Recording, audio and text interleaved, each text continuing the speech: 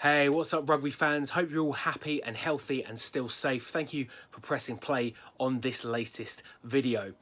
Now, as we know, the Tyrrell's Premier 15's 2019-2020 season is over. It's been declared null and void, and everyone's pretty gutted because it was shaping up to be a really exciting finale. And it's also a shame because the players have put in all that effort and they've not really been rewarded.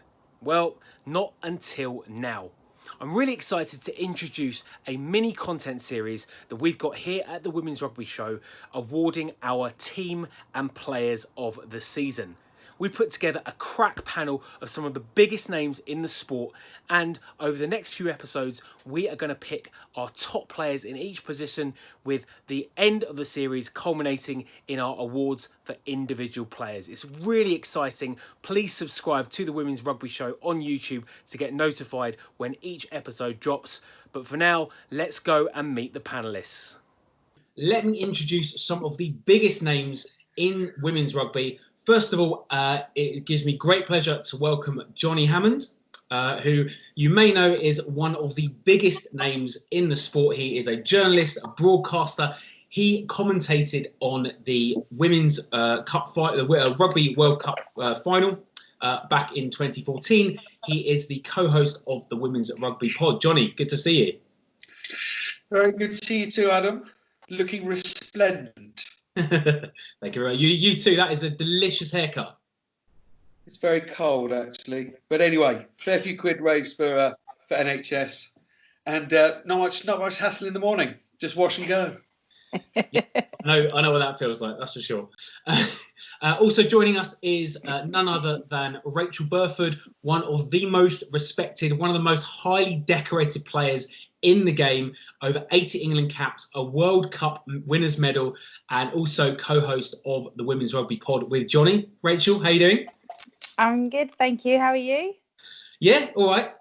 Slightly shorter hair than Johnny, but yeah, I'm kind of used to it by now. I'm hoping Johnny's going to take a bic to that. We'll raise a few more. We'll get over that £1,000 mark. Absolutely. We'll put some links below to let people know where they can continue donating, Johnny. That's for sure. And finally, it's with great pleasure that we welcome on one of the rising stars of sports journalism, both male and female. It doesn't really matter because she's an absolute star. She writes for the Telegraph Women's Sport, has been following the Premier 15s all season, and just happens to be one of the top 10 rowers in the country. Is that right, Fiona Thomas? That is correct. That is correct. Yeah, number 10 as of December the 7th last year. So listen, it's great to have you all on. Thank you very much for joining us. I guess, first of all, it's been a really weird season. Fiona, from your side of things, I guess from a journalist perspective, this is your first season covering the Premier 15s. How has it been for you? What's sort of your experience of the TP 15s? Yeah, it's been my first kind of full season covering the sport in depth. I did follow it, obviously, the kind of 2 previous seasons as well. And just from my perspective, I suppose from a bit of a media journalist perspective, it has been really, really cool to see the kind of continued growth in profile of the TP15s. And that goes same standard as well of the game itself. We're starting to see kind of some household women's rugby kind of domestic club names kind of really kind of come through now, and kind of be recognised and given the kind of attention and kind of column inches that I think women's domestic rugby deserves. I think so often we see it on an international front and less so on a club front. But it's great to see the game, growing in profile, and long may that continue next season. So, Johnny, from your perspective as a commentator, you've obviously commentated on a lot of the games this season. How have you found the season up to the point where we've all stopped? Well, I think the first thing to say is that just how much better the competition gets year on year, and this year, not so much just that kind of top bracket, but actually across the league, that the standard is just raising constantly. And obviously, the season has had to make way.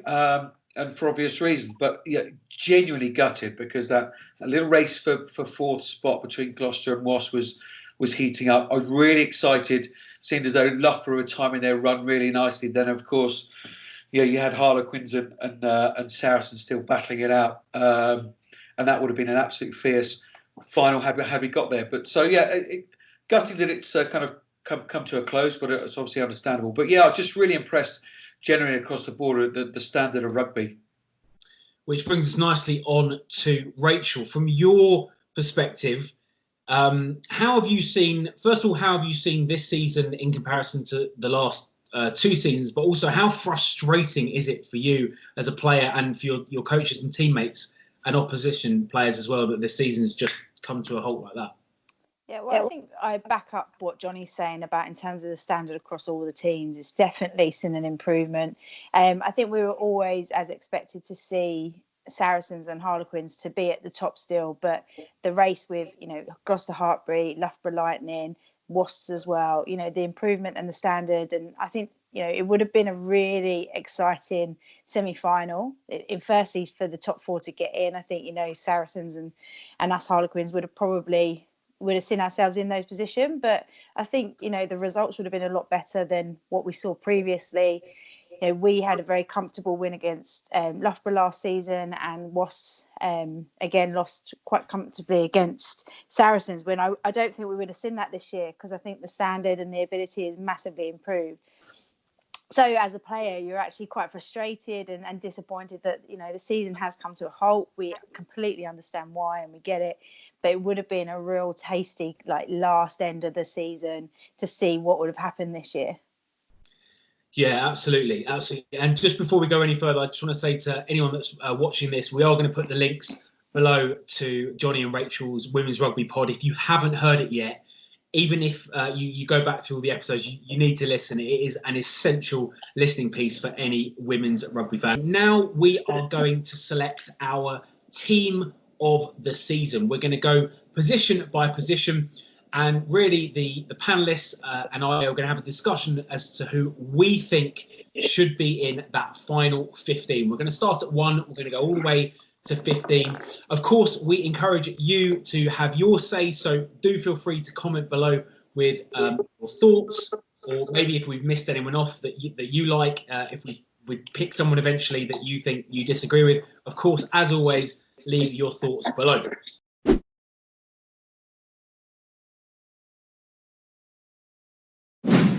So here we go. It is our team of the season. We're going to start with number 1. We're going to start with our Loosehead Props. Before we get started, I don't know if anyone else sort of noticed this, but I have to say some positions were really difficult to choose from in terms of the parameters around how players were selected.